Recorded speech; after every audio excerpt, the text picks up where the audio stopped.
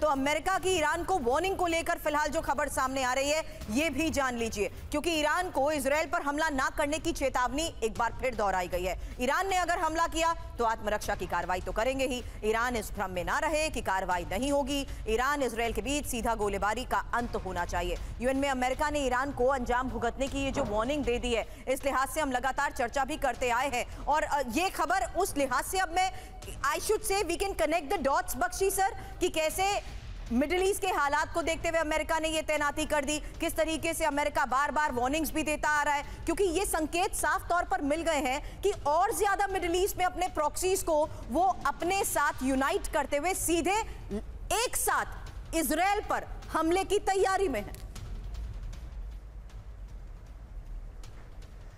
ना बेशक, देखिए मैं बता रहा हूं कि ये प्लान कंटिंजेंसी प्लानिंग पहले से हो चुकी है। इजराइल के हमले के पहले, इजराइल के हमले में अमेरिका ने बहुत दबाव डाला कि हम एस्केलेशन नहीं चाहते प्रेसिडेंशियल इलेक्शन के दौरान, आप कोई न्यूक्लियर टारगेट, कोई पेट्रोकेमिकल टारगेट हिट ना करें। और इजराइल ने अमेरिका की बात मान ली है। उसने पहले फेज में केवल मिलिट्री टारगेट्स पर हिट किया। बट किन मिलिट्री टारगेट्स पर? उसने जो air defence capability, air defence radar, 4 S-300 batteries, इनको निकालने की कोशिश की है। एयर डिफेंस कमांड हेडक्वार्टर पे साइबर अटैक और काइनेटिक अटैक दोनों किए हैं। जो कि मिसाइल फ्यूल प्रोडक्शन फैक्ट्रीज हैं 2, उनको हिट करने की कोशिश की। ड्रोन फैक्ट्री को हिट करने की कोशिश की। रॉकेट स्टोरेज साइट शिराज में उसको हिट करने की कोशिश की। मतलब उसका प्लानिंग ये थी कि अगर ईरान रिटेलिएट करता है तो फेज 1 में हम उसके एयर डिफेंसेस को डिग्रेड करेंगे सियाड से, डियाड से, और फेज 2 में अगर ईरान ने जवाब दिया तो हम पहले से तैयार हैं अमेरिका के साथ मिलकर। अब हम टूट पड़ेंगे उसके न्यूक्लियर प्लांट्स पे, उसके जो पेट्रोकेमिकल प्लांट्स हैं। सवाल यह है साहब कि ऐसे में ईरान क्या करेगा? मैं तो डूबूंगा सनम, तुम्हें भी साथ ले डूबूंगा, उसका यही रवैया रहेगा। और हो सकता है अगर इतना भारी पलटवार उस पे हो जाए तो अपने बचे खुचे जो भी मिसाइल उसके पास हैं वो सारी petrochemical facilities Saudi Arabia, Oman, UAE में उनको जला देगा। वो स्ट्रेट ऑफ हॉर्मुज को ब्लॉक करेगा ताकि दुनिया में गदर हो, गफलत हो और दुनिया में ऑयल की प्राइसेस आसमान को पहुंच जाए, इकोनॉमी इसको हिट हो। हम तो डूबेंगे, तुमको लेकर डूबेंगे, यही उसके पास एक विकल्प है। और यही वजह है सर, अमेरिका भी चाहता था कि किसी तरीके से ऐसा अमेरिका के साथ सिर्फ एक बातचीत के जरिए भी समझाया जा सके कि उसकी ऑयल रिफाइनरीज और न्यूक्लियर इंस्टॉलेशंस को टारगेट ना करे, क्योंकि मिडिल ईस्ट के इस हालात को देखते हुए अमेरिका की भी इस पर नजर तो है। लेकिन अब कौन बनेगा राष्ट्रपति, ये एक सबसे बड़ा सवाल। अमेरिका में करीब 50 घंटे बाद राष्ट्रपति चुनाव की वोटिंग और ट्रंप और कमला हैरिस में कांटे की टक्कर को लेकर इस वक्त की खबर। आपको बता दें 7 स्विंग स्टेट्स में डोनाल्ड ट्रंप को बढ़त का दावा किया जा रहा है। एटलस इंटेल के इस सर्वे में यह बड़ा दावा किया गया है। पेंसिल्वेनिया, मिशिगन के 34 वोटों के लिए जोर आजमाइश को लेकर भी खबर सामने आ रही है।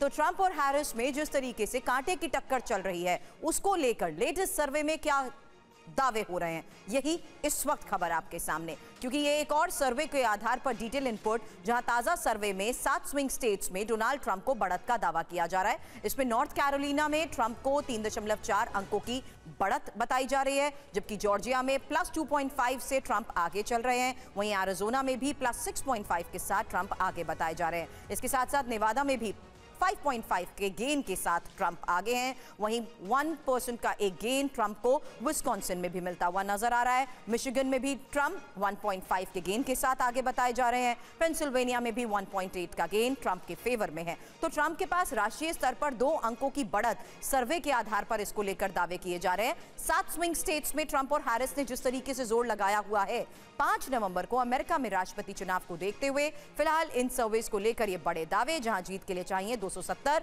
Electoral college vote. और जिस तरीके से ये एटलस इंटेल सर्वे के आधार पर दावा किया जा रहा है, सिंह सर आप इसको किस लिहाज से इस वक्त रिव्यू कर रहे हैं? ये सवाल इसलिए भी कर रही हूं क्योंकि स्विंग स्टेट्स बहुत इंपॉर्टेंट रोल प्ले करते हैं।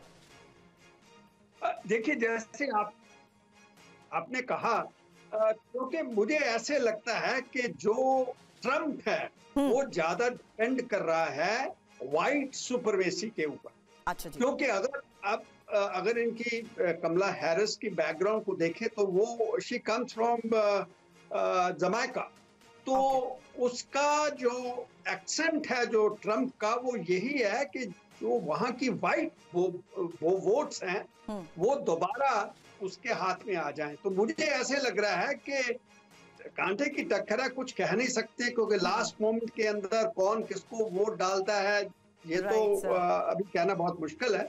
मगर मेरी तो यही मानना है कि ट्रम्प जो जिस तरीके से बोलता है कि हम अमेरिका से क्रिमिनल इन्वेजन से बचाना चाहते हैं, हम ये करना चाहते हैं, वो तो उससे ऐसे लग रहा है कि they want to maintain the white supremacy in America. They do not want immigrant coming from African background to be the president, and that also a lady, because this is the first time एक महिला जो है वो वहाँ की राष्ट्रपति बनेगी। बिल्कुल मेरा ये है कि देखते हैं कैसे होता है। और एक और इंटरेस्टिंग फैक्ट है सर, ये खबर भी जरा सुनिएगा, क्योंकि अमेरिकी कारोबारी वॉरेन बफे ने अब नकदी स्टॉक बढ़ा लिया है। 325 अरब डॉलर के रिकॉर्ड हाई पर कैश रिजर्व बताया जा रहा है। अस्थिर चुनाव से पहले बढ़ाया गया नकदी स्टॉक। बफे ने तीसरी तिमाही में बेचे एप्पल इंक के शेयर और एप्पल में 1/3 कम हुई बर्कशायर हैथवे की हिस्सेदारी।